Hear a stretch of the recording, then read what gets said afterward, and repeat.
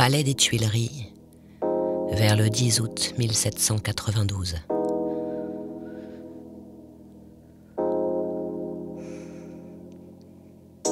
Le bras sur un marteau gigantesque, effrayant d'ivresse et de grandeur, le front vaste, riant comme un clairon d'airain, avec toute sa bouche, et prenant ce gros-là dans son regard farouche, le forgeron parlait à Louis XVI, un jour que le peuple était là, se tordant tout autour, et sur les lambris d'or traînant sa veste sale. Or le bon roi, debout sur son ventre, était pâle, pâle comme un vaincu, qu'on prend pour le gibet, et soumis comme un chien, jamais ne regimbait, car ce maraud de forge aux énormes épaules lui disait de vieux mots et des choses si drôles que cela l'empoignait au front, comme cela. Or tu sais bien, monsieur, nous chantions tralala, et nous piquions les bœufs vers les sillons des autres. Le chanoine au soleil filait des pattes nôtres sur des chapelets clairs grenés de pièces d'or. Le seigneur, à cheval, passait, sonnant du corps, et l'un avec la hare, l'autre avec la cravache nous fouaillait. Hébétés comme des yeux de vache, nos yeux ne pleuraient plus. Nous allions. Et quand nous avions mis le pays en sillon, quand nous avions laissé dans cette terre noire un peu de notre chair, nous avions un pourboire. On nous faisait flamber nos taudis dans la nuit. Nos petits y faisaient un gâteau fort bien cuit. Oh, je ne me plains pas. Je te dis mes bêtises, c'est entre nous.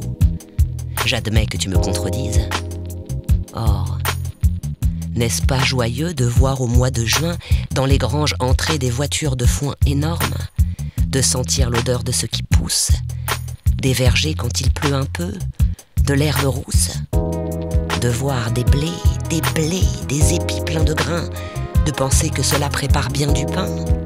Oh, plus fort, on irait au fourneau qui s'allume, chanter joyeusement en martelant l'enclume, si l'on était certain de pouvoir prendre un peu, étant homme à la fin, de ce que donne Dieu. Mais voilà, c'est toujours la même vieille histoire. Mais je sais maintenant, moi, je ne peux plus croire. Quand j'ai deux bonnes mains, mon front et mon marteau, qu'un homme vienne là, dague sur le manteau, et me dise « Mon gars, ensemence ma terre », que l'on arrive encore quand ce serait la guerre, me prendre mon garçon comme cela chez moi. Moi je serais un homme. Et toi, tu serais roi. Tu me dirais « Je veux ». Tu vois bien, c'est stupide. Tu crois que j'aime voir ta baraque splendide, tes officiers dorés, tes 1000 chenapans, tes parsans bleu bâtards tournant comme des pans. Ils ont rempli ton nid de l'odeur de nos filles et de petits billets pour nous mettre aux Bastilles. Et nous dirons, c'est bien, les pauvres à genoux. Nous dorerons ton Louvre en donnant nos gros sous, et tu te saouleras, tu feras belle fête. Et ces messieurs riront, les reins sur notre tête. Non, ces saletés-là datent de nos papas. Oh, le peuple n'est plus une putain. 3 pas et tous nous avons mis ta Bastille en poussière. Cette bête suait du sang à chaque pierre et c'était dégoûtant. La Bastille debout, avec ses murs lépreux qui nous racontaient tout, et toujours nous tenaient enfermés dans leur ombre. Citoyens, citoyens, c'était le passé sombre qui croulait, qui râlait quand nous prîmes la tour. Nous avions quelque chose au cœur comme l'amour. Nous avions embrassé nos fils sur nos poitrines. Et comme des chevaux, en soufflant des narines, nous allions, fiers et forts, et ça nous battait là. Nous marchions au soleil, front haut comme cela, dans Paris. On venait devant nos vestes sales. Enfin, nous nous sentions hommes. Nous étions pâles, sire. Nous étions soûls de terribles espoirs. Et quand nous fûmes là, devant des donjons noirs, agitant nos clairons et nos feuilles de chêne, les pics à la main, nous n'eûmes pas de haine. Nous nous sentions si forts. Nous voulions être doux. Et depuis ce jour-là, nous sommes comme fous. Le tas des ouvriers a monté dans la rue, et ces maudits s'en vont, foule toujours accrue de sombres revenants. aux portes des Richards. Moi, je cours avec eux assommer les mouchards, et je vais dans Paris, noir marteau sur l'épaule, farouche, à chaque coin balayant quelques drôles, et si tu me riais au nez, je te tuerais. Puis tu peux y compter, tu te feras des frais avec tes hommes noirs, qui prennent nos requêtes pour se les renvoyer comme sur des raquettes, et tout bas les malins se disent qu'ils sont sots pour mitonner des lois, coller de petits pots pleins de jolis décrets roses et de drogailles, s'amuser à couper proprement quelques tailles, puis se boucher le nez quand nous marchons près d'eux, nos doux représentants qui nous trouvent crasseux. Pour ne rien redouter, rien que les baïonnettes, c'est très bien. Foin de leur tabatière à sornettes, nous en avons assez là, de ces cerveaux plats, de ces ventres dieux. Ah, ce sont là les plats que tu nous sers, bourgeois, quand nous sommes féroces, quand nous brisons déjà les sceptres et les crosses. Il le prend par le bras, arrache le velours des rideaux et lui montre en bas les larges cours où fourmille, où se lève la foule. La foule épouvantable avec des bruits de houle, hurlant comme une chienne, hurlant comme une mère, avec ses bâtons forts et ses pics de fer, ses tambours, ses grands cris de halle et de bouge, tas sombres de haillons saignant de bonnets rouges. L'homme, par la fenêtre ouverte, montre tout au roi pâle et suant qui chancelle debout, malade à regarder cela. C'est la crapule, sire. Ça bave au mur, ça monte, ça pullule. Puisqu'ils ne mangent pas, sire, ce sont des gueux. Je suis un forgeron, ma femme est avec eux. Folle, elle croit trouver du pain aux Tuileries. On ne veut pas de nous dans les boulangeries. J'ai 3 petits, je suis crapule. Je connais des vieilles qui s'en vont pleurant sous leur bonnet parce qu'on leur a pris leur garçon ou leur fille. C'est la crapule. Un homme était à la Bastille, un autre était forçat, et tous 2 citoyens honnêtes. Libérés, ils sont comme des chiens, on les insulte. Alors ils ont là quelque chose qui leur fait mal. Allez, c'est terrible, et ces causes que se sentant brisées, que se sentant damnés, ils sont là maintenant, hurlant sous votre nez. Crapules.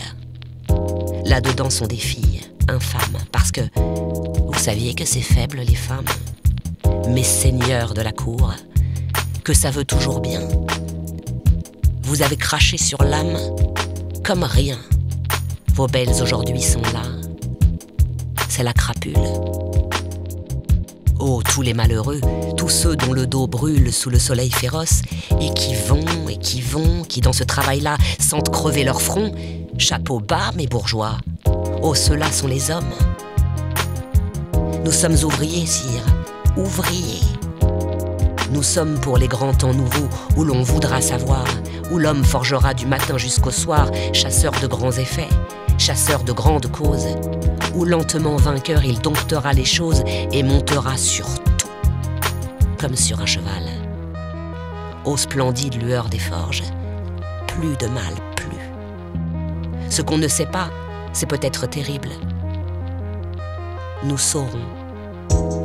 Nos marteaux en main, passons au crible tout ce que nous savons, puis, frères, en avant.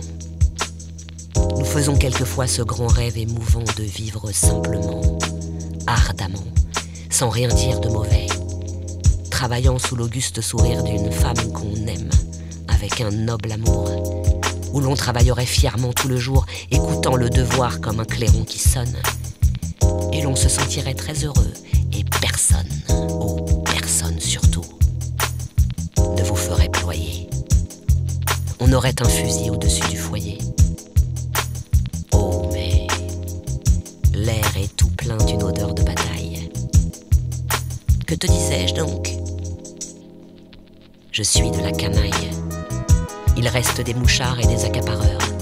Nous sommes libres, nous. Nous avons des terreurs où nous nous sentons grands. Oh, si grands. Tout à l'heure, je parlais de devoir calme, d'une demeure. Regarde donc le ciel.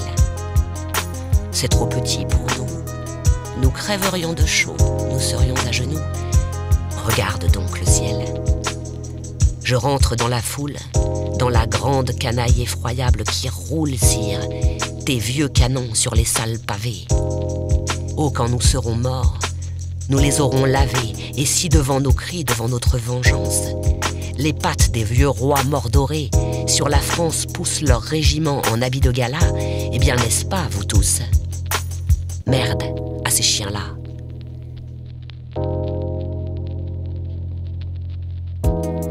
Il reprit son marteau sur l'épaule. La foule près de cet homme-là se sentait l'âme saoule. Et dans la grande cour, dans les appartements, où Paris haletait avec des hurlements, un frisson secoua l'immense populace. Alors de sa main large et superbe de crasse, bien que le roi ventru suât, le forgeron, terrible, lui jeta le bonnet rouge au front.